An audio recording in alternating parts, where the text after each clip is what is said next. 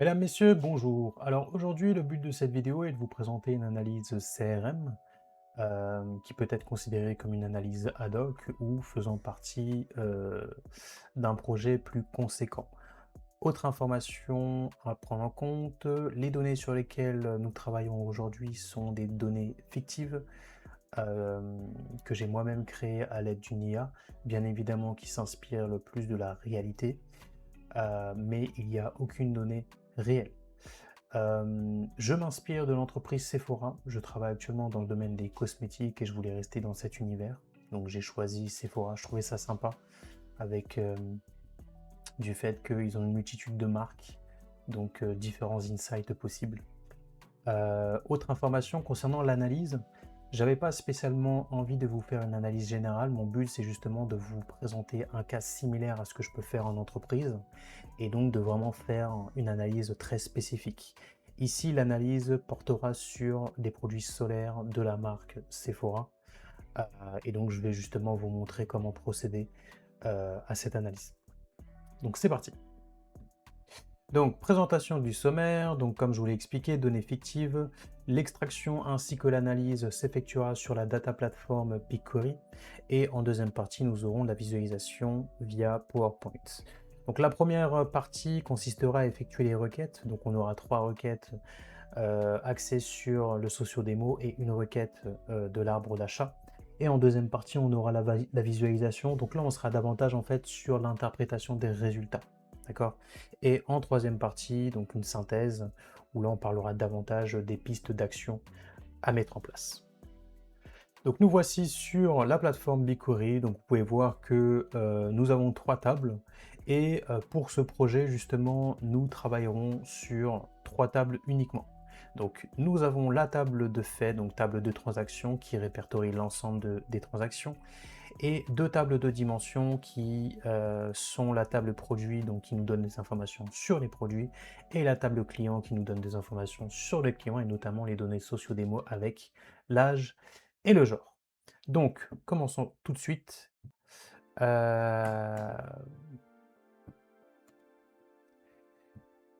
La première chose que l'on va faire, ce sont les jointures. Donc, ici, je vais renommer T pour transaction, d'accord, left join. Ici, je vais prendre la table product, juste là.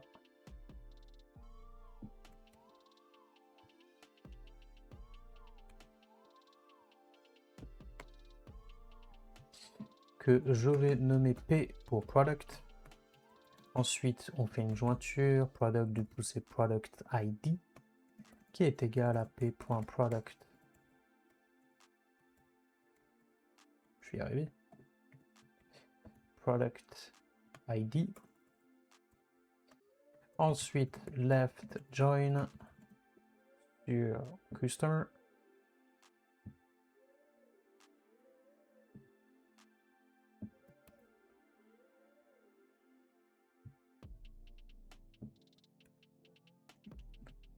As C.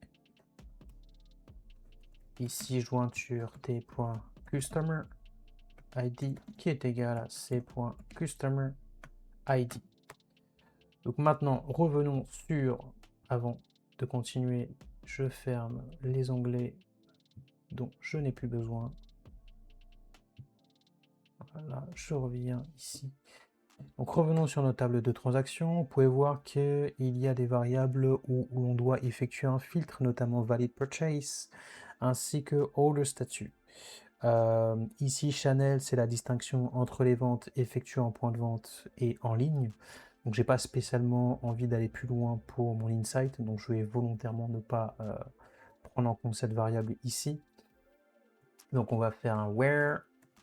Alors pour la variable valid purchase, on est sur une variable integer et les sorties sont 0 et 1. Et je sais que 1 correspond aux ventes valides. Donc ici, ce que je vais faire, c'est valid purchase qui est égal à 1, pas besoin de guillemets, on est sur une valeur integer. Ensuite, je vais faire un end. Et donc ici, je vais sur, j'ai oublié, T, T, T, T, T. Le statut. Ici, je ne connais pas les sorties en question de cette variable. Donc, ce que je vais faire, c'est simplement order statut group by 1.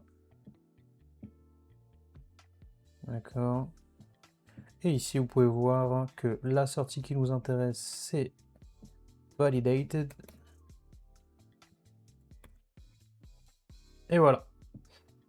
Donc, concernant les filtres sur notre table transaction, on est bon. Maintenant, le but est d'aller chercher les informations produits. Donc là, en fait, il faut justement aller sélectionner la marque que l'on veut, la sous-catégorie qu'on veut, donc en l'occurrence solaire, et ensuite les produits que l'on veut. Donc, juste un petit rappel hein, avant de continuer. Donc, au sein de la table produit, on a brand, subcategory, category et les informations produits. Donc, bien évidemment, je ne connais pas comment se nomme la marque, plus précisément. Donc, je vais juste faire un select from. Ici, on sera sur un brand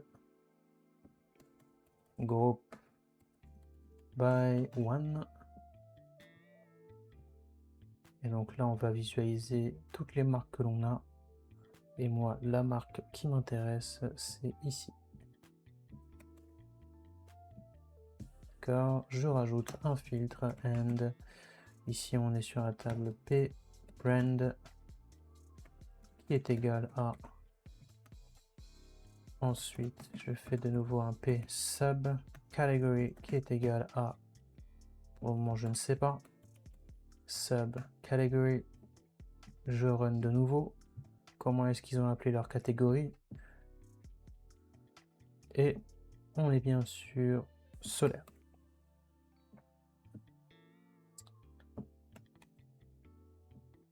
Ok. À la suite de cela, je peux aller chercher mes colonnes. Brand p.product id p.product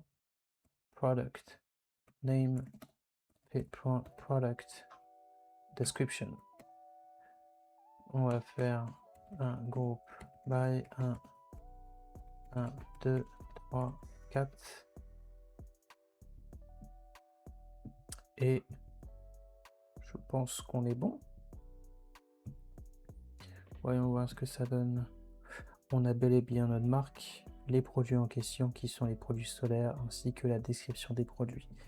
Je ne voulais pas mentionner en introduction, mais les données sur lesquelles nous travaillons commencent de janvier 2024 jusqu'à avril 2026. Moi ici, ce que je veux faire, vu qu'on est sur des données solaires, mon but en fait est d'analyser une période spécifique, et notamment donc la période allant de mai jusqu'à septembre. Donc mon but sera de sélectionner les mois de mai et septembre et les années 2025-2024. Donc vous l'aurez bien compris, on va comparer les données de mai jusqu'à septembre 2025 versus 2024. D'accord? Donc pour ce faire, on va simplement faire un extract pour aller récupérer la donnée année. Year from t.order date as année. D'accord? Je rajoute une virgule ici. Je rajoute également un autre élément ici, vu qu'on vient de rajouter une colonne. À la suite de cela, ici, je fais un n extract. Extract, pareil. Year from t.order date in. Et ici, je prends 2024, 2025. D'accord? Et pareil, je vais sélectionner les mois qui m'intéressent. Months from t.order date between 5 and 9. Donc vous l'aurez bien deviné, 5 et 9, mai jusqu'à septembre. D'accord? Est-ce qu'on est bon? Est-ce qu'on est bon? Extract. Extract.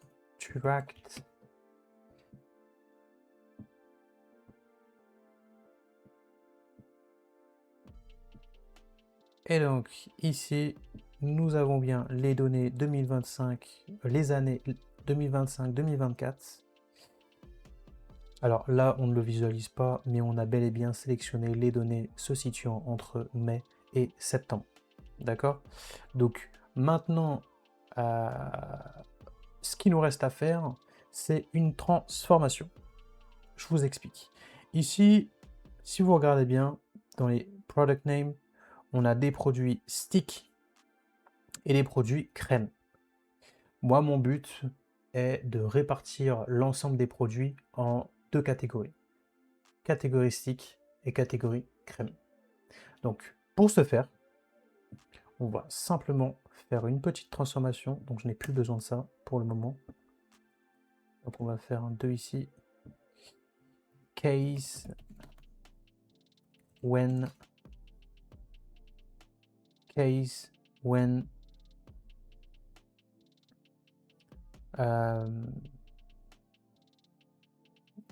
on est sur un product name, donc c'est p.product name like, et ici je vais faire lorsque tu vois stick, tu me renommes simplement en stick. Then stick, d'accord? On répète le même procédé pour les crèmes. Ici on enlève ça, on va sur crème.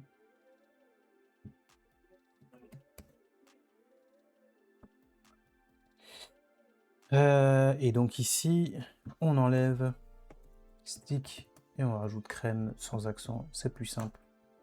Else, unknown, même si je pense pas qu'on aura quelque chose, and as categ prod 1, 2, 3, 3,3 run. On est bon, 2024-2025, stick, crème. Donc maintenant, on peut commencer à calculer les métriques que l'on veut. Donc on a âge moyen avec average, c.âge, âge moyen. Ici, je vais reprendre uniquement deux chiffres après la virgule. Non, même pas besoin. Ici, on est juste sur l'âge. Voilà, je regarde si mes jointures sont bonnes. T, P, T, C, on est bon, je pense. Et voilà.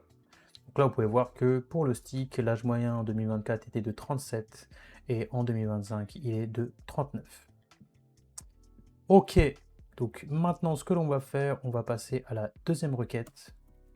Distribution par tranche d'âge, d'accord? On va bien évidemment s'inspirer de la requête en question.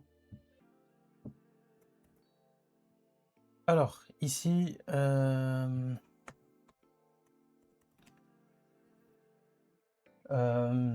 j'ai plus spécialement besoin en fait de l'âge moyen ici. Je regarde si j'ai besoin d'autre chose. 1, 2, 3, toujours, on est bon ici. Donc vous l'aurez bien deviné, ici on va de nouveau travailler sur la variable âge, mais à la différence de simplement faire une moyenne. Ici, on va effectuer des segmentations. D'accord? Donc pour ce faire, on va simplement faire un case when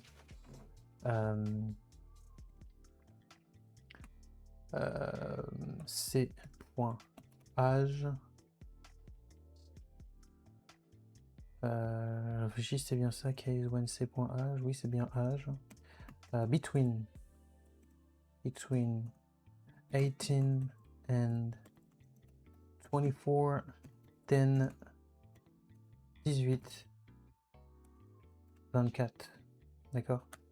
Donc là, ce que je dis simplement, c'est toutes les données qui se trouvent entre 18 et 24, on me le met dans dans la tranche d'âge 18-24, tout simplement. Donc là, maintenant, je répète ce même process pour les autres tranches d'âge.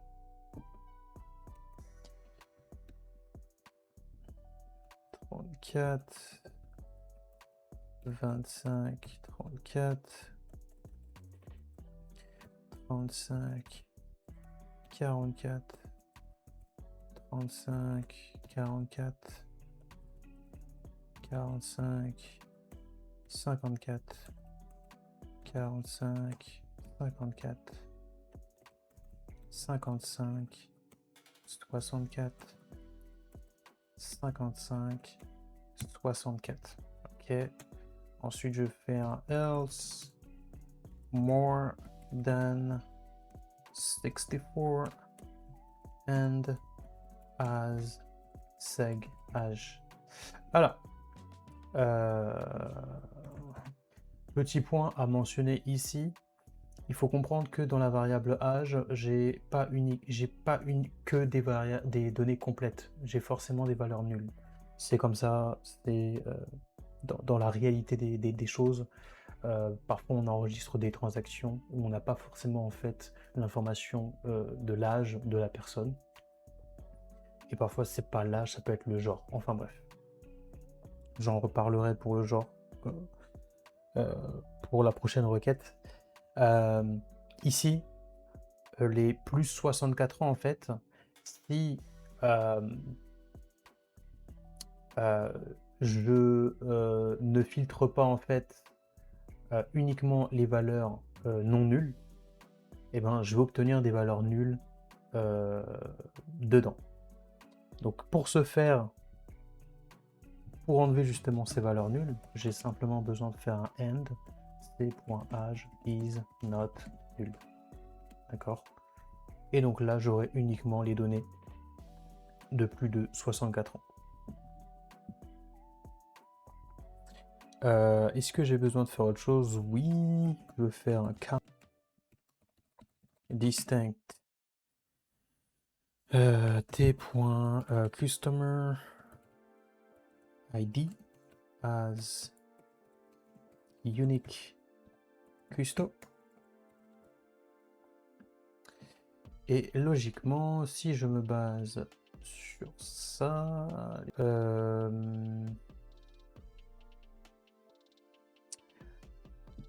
ok, donc maintenant, ce qu'il nous faut, c'est obtenir les pourcentages par tranche d'âge de catégories de produits. Et donc, pour ce faire, on va simplement faire un with all data as, parenthèse ici, j'enlève ça ici, on va remettre un peu plus d'espace pour que vous puissiez visualiser, select from all data. Ici, je vais simplement reprendre les variables que j'ai créées juste avant.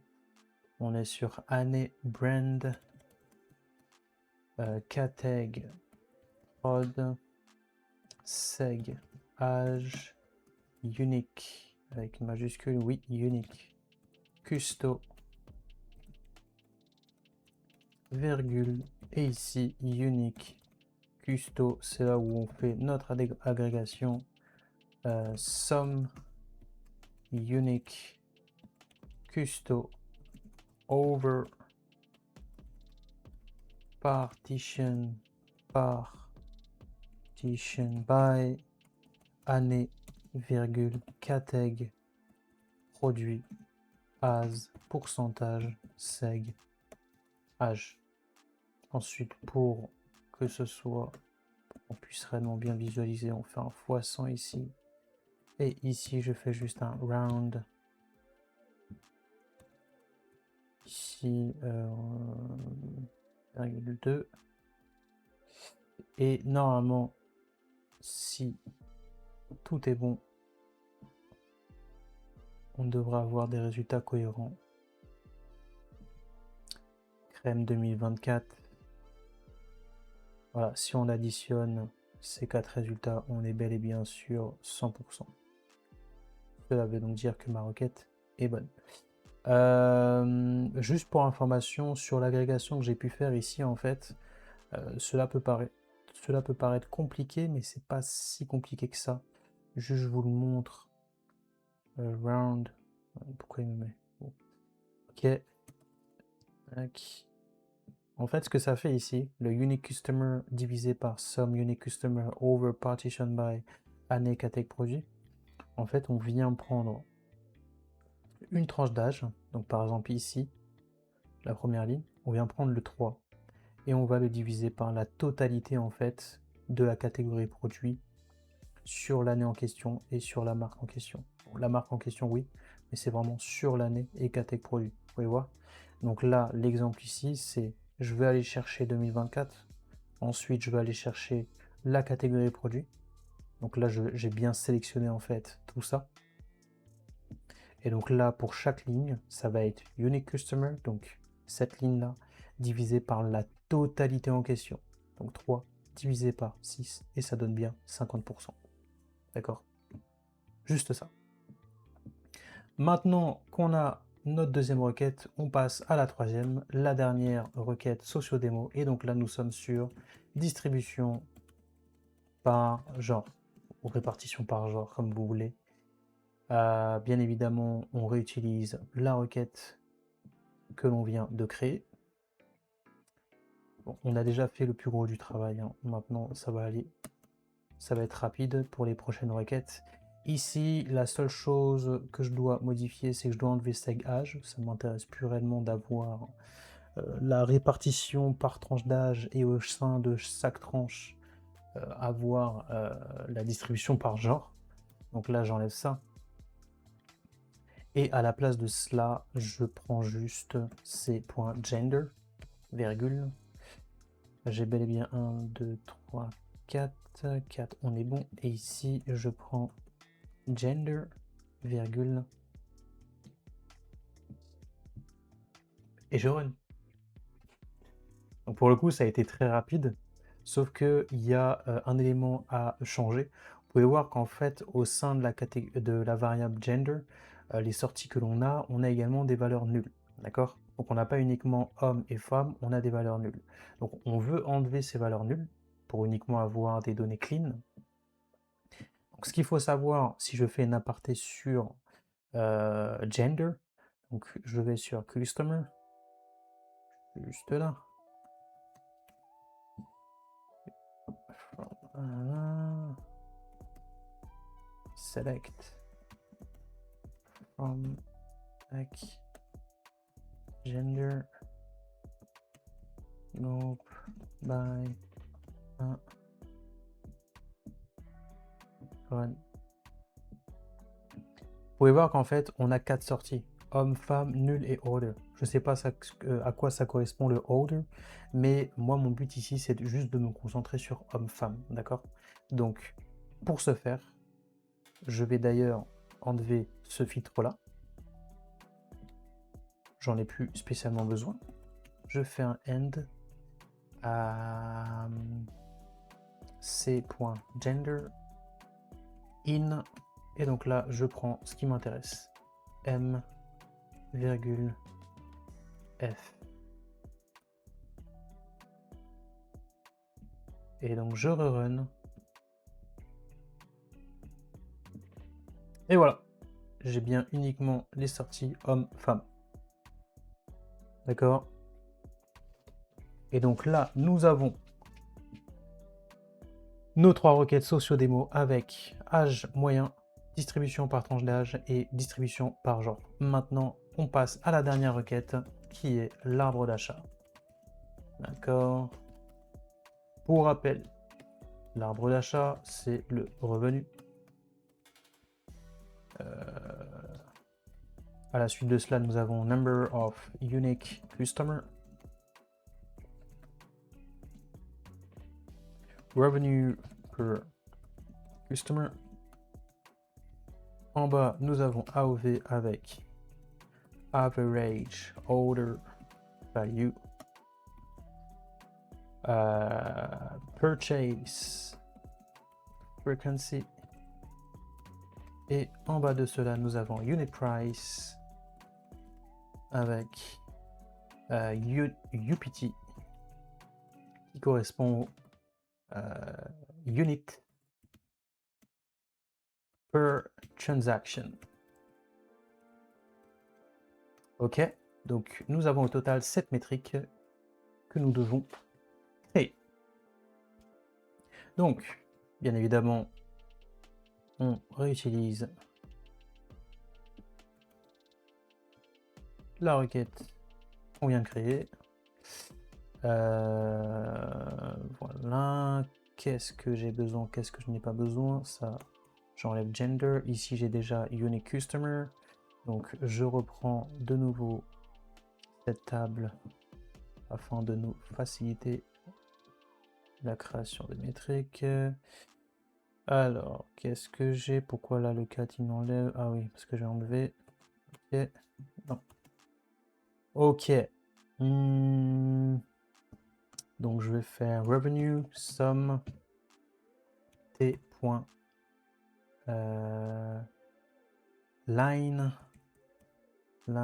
total as revenue. Je n'oublie pas d'arrondir directement. J'ai pas spécialement envie d'avoir une virgule ici. Pareil, j'arrondis ici round avec là je fais un arrondi de 2 chiffres après la virgule. Oula. Voilà. Ensuite, unique customer round count. Ok. Unique customer average order value. So, j'ai créé un article sur Medium qui parle justement de l'arbre d'achat. Donc là, je vais juste m'en inspirer pour les métriques. Le average order value, il me semble que ça prend en compte, on est quoi? C'est la valeur moyenne d'une transaction, donc ça va forcément prendre order ID et j'imagine le chiffre d'affaires. Donc potentiellement chiffre d'affaires divisé par commande. Je regarde si c'est bel et bien ça. Average order value, chiffre d'affaires divisé par commande. On est bon. Donc oui, voilà, je fais la promotion de mon propre article. Donc si ça vous intéresse, n'hésitez pas à le lire. Revenons à nos moutons. Average order value, chiffre d'affaires divisé par order value. Donc là, je reprends juste le somme.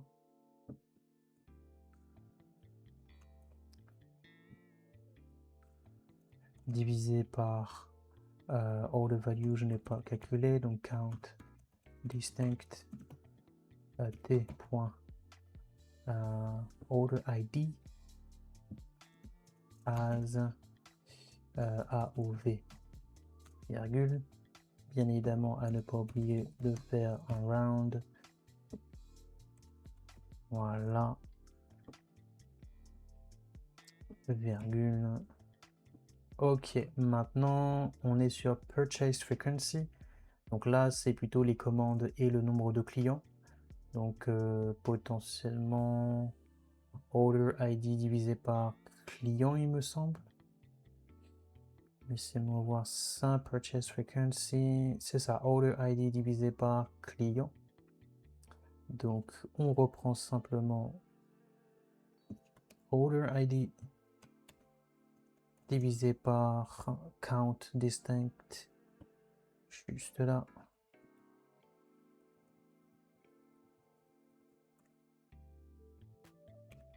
Et ça nous donne purchase, majuscule, purchase, rec. Bien évidemment, on n'oublie pas de faire un round. 2 chiffres après la virgule, c'est amplement suffisant.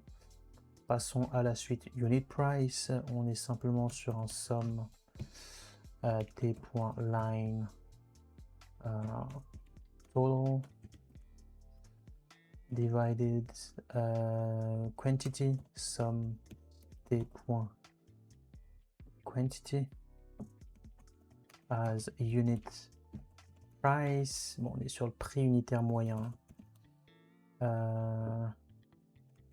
Round. 2 chiffres après la virgule. Et on est bon. Et enfin, unit per transaction. Donc, c'est le nombre de produits par conversion. Donc, nombre de produits, donc quantité par conversion, order ID. Donc là, on fait un somme t.quantity divisé par order ID. Juste là. À la suite de cela, on appelle ça UPT. Et on n'oublie pas seulement 2 chiffres après la virgule. Ok, je regarde si la requête est bonne. Ça m'a l'air bon. Regardons cela ensemble.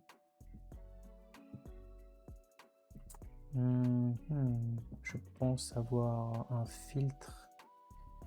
Ouais, vous voyez ici, si j'enlève ce filtre là et que je run de nouveau,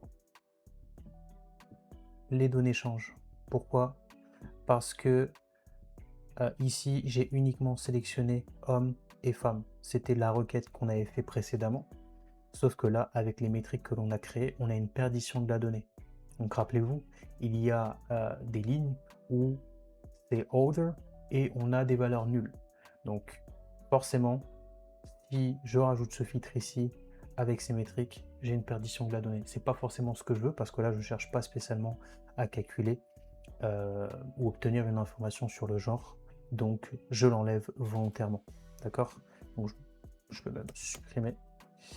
Et donc voici nos résultats. On peut d'ores et déjà voir que le stick en fait c'est environ 80% du chiffre, tandis que les crèmes justement c'est plutôt 20%. Ok. Là ce que je pourrais faire c'est aller un peu plus en profondeur et créer un CTE pour calculer le taux d'évolution pour chaque métrique, mais j'ai pas spécialement envie d'aller plus loin et je pense que pour juste les résultats que l'on a ici, c'est même plus simple de simplement faire un copier-coller et de calculer ces taux d'évolution dans un fichier Excel par exemple. Et c'est d'ailleurs ce que l'on va faire pour clôturer la partie requête de données. Je copie ça, je vais simplement ici copier-coller. Ici 25-24, ok, je pourrais pas dupliquer la formule, donc je vais devoir la réécrire. Donc là, je fais la formule que tout le monde connaît, 2025, valeur d'arrivée moins valeur de départ, divisé par valeur de départ. Voilà.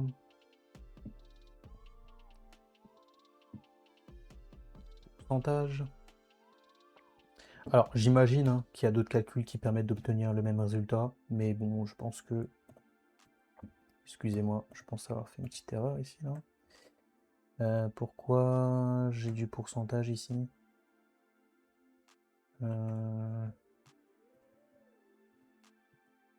Ok, c'est bizarre.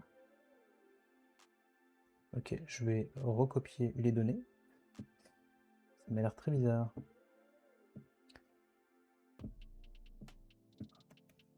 Ok.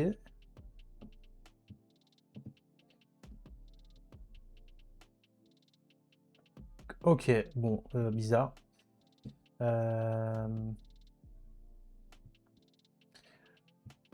Ok. Bon, je recommence. Et donc ici, ce que je fais, c'est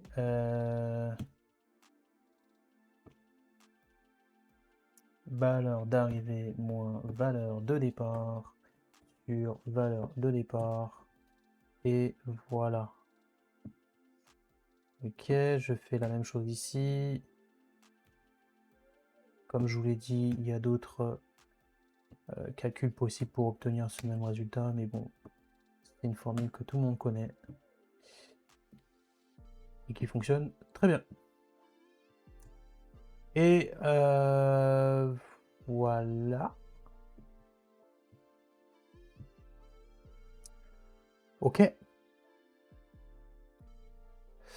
Donc le but, hein, bien évidemment, c'est de récupérer toutes les données de chaque requête, de les mettre dans un fichier Excel par exemple, et ensuite de s'aider de ces résultats pour faire nos visualisations. D'accord? Donc là, on a la partie socio-démo. Donc les premiers résultats, c'est l'âge moyen. Donc on voit clairement que pour les crèmes solaires, l'âge moyen est de 40 ans. L'année dernière, il en était de 41. Et pour les sticks solaires, l'âge moyen est de 39 ans et 39 ans et l'année précédente, c'était 37. On constate également que la majorité des acheteurs sont féminins, avec 95% pour les crèmes solaires et 90% pour le stick solaire. Point important ici à prendre en considération, c'est que l'évolution de la part des femmes, plus 90, bah, j'informe que la part des femmes sur la crème est calculée sur de petits volumes. En 2024, le nombre d'acheteurs était de 6, en 2025, il en est de 20. Donc ça reste à interpréter avec prudence, d'accord? Donc l'autre partie qui est la distribution par tranche d'âge. Donc là en fait, et c'est pour ça que justement j'aime bien euh, visualiser la distribution par tranche d'âge parce que ça nous donne des informations qu'on n'a pas forcément juste avec une moyenne. Ici on se rend compte que la crème au finalement a un profil beaucoup plus mature. Ça attire 60% des clients se situent entre 35 et 54 ans. De l'autre côté, les sticks ont un profil un peu plus jeune avec 44% des acheteurs se situant entre 18 et 34 ans. Ok. Ensuite, point en commun, on se rend compte que il y a, en termes de répartition d'acheteurs, il y a autant d'acheteurs sur la tranche 45 ans et 54 ans au sein des deux catégories de produits. D'accord. Maintenant, l'arbre d'achat, donc que ce soit pour la catégorie produits crème solaire ou stick solaire, on se rend compte que si on se base uniquement sur les revenus euh, ainsi que le nombre d'acheteurs, bah, on se rend compte que les deux marques se portent bien comparé à l'année précédente. Mais c'est pas forcément le cas. Si on va plus en profondeur en fait pour la crème solaire, bah, on se rend compte que la valeur générée par client a relativement baissé de moins 34%. Pourquoi justement ça a baissé? Parce qu'on se rend compte que l'AOV baisse. Et pourquoi justement l'AOV baisse? On se rend compte qu'on a les prix unitaires qui ont baissé, mais on a aussi les quantités par commande qui ont baissé. Donc certes, on a plus d'acheteurs, mais ces acheteurs-là, en fait, achètent beaucoup moins par quantité par commande. Et en plus de ça, les prix ont baissé. Et c'est la raison pour laquelle finalement la valeur générée par client a baissé. Donc vous voyez, juste à travers un simple arbre d'achat, on peut comprendre comment se porte, là en l'occurrence, une catégorie de produits. Mais c'est également valable pour une marque, pour un produit spécifique, etc. De l'autre côté, le stick solaire, pareil, on peut voir que le revenu ainsi que le nombre d'acheteurs augmente, mais ici, pour le coup, la valeur générée par client augmente. Pourquoi? Parce que le panier moyen augmente également, même si on voit hein, que la fréquence d'achat baisse de moins 5%. Et pourquoi ce panier moyen augmente? Même si on voit également que le prix unitaire baisse de moins 5%, on se rend compte que les quantités achetées par commande augmentent de plus de 21%. Et c'est la raison pour laquelle finalement la valeur générée par client augmente. Parce que ici, les clients, même on a plus de clients en 2025, et ces clients-là achètent beaucoup plus en quantité par commande. Et même si on observe une baisse de fréquence d'achat ainsi que de prix unitaire, vu que les quantités acheter par commande augmente de plus 21%, et ben là on a une augmentation du panier moyen ainsi que de la valeur générée par client. Donc vous pouvez voir que au sein des deux catégories de produits, bah, la dynamique n'est pas forcément la même. Alors ça peut être le cas si on se base uniquement sur le revenu ainsi que le nombre d'acheteurs, mais si on va un peu plus en profondeur, bah, on se rend compte que la dynamique produit pour les crèmes solaires est beaucoup plus compliquée comparée aux sticks solaires. Enfin, la partie synthèse. Donc ici, le but est plus de se concentrer sur les pistes d'action.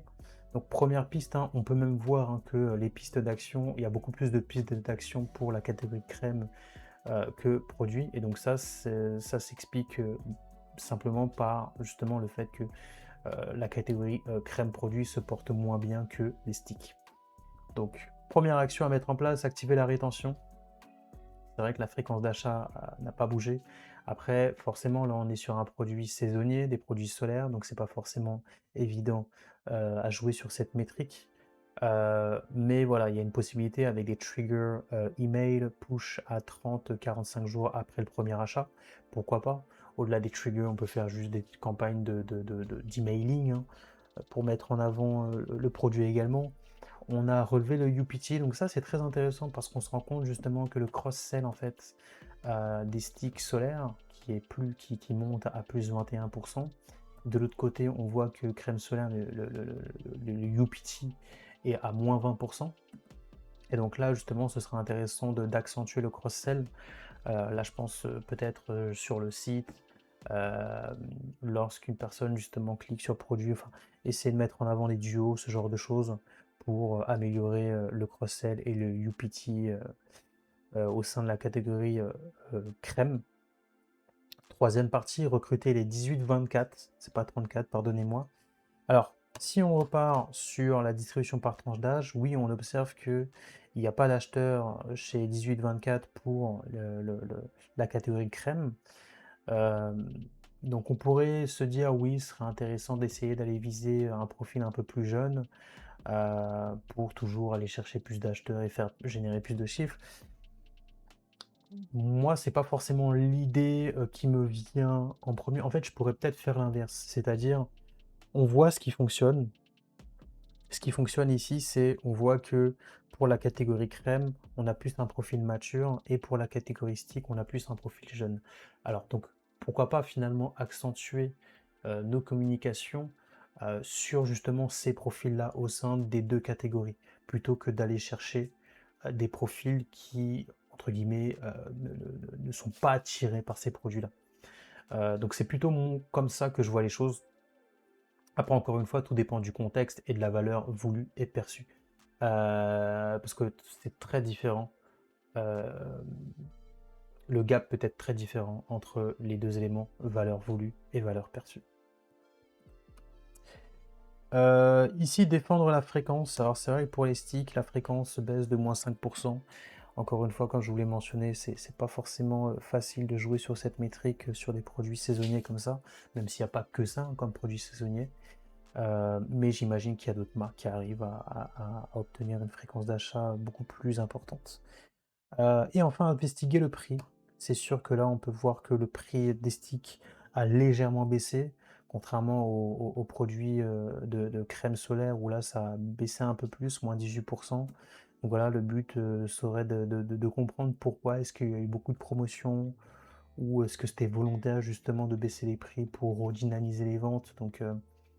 Donc voilà, en tout cas, on peut voir que pour les sticks, ça a plutôt bien marché, même si je pense que c'est pas forcément uniquement les prix unitaires qui ont joué dans la balance. Mais ici, on peut voir que si c'était le but, bah, ça n'a pas forcément fonctionné. Alors certes, il y a eu plus d'acheteurs, mais c'est pas pour autant que ça a incité à acheter davantage, parce qu'on peut voir que les prix ont baissé, mais les quantités achetées par commande ont également baissé. Donc voilà, c'était tout pour moi. Pour ceux qui sont restés jusqu'à la fin, vous êtes des boss. Prenez soin de vous et à très bientôt.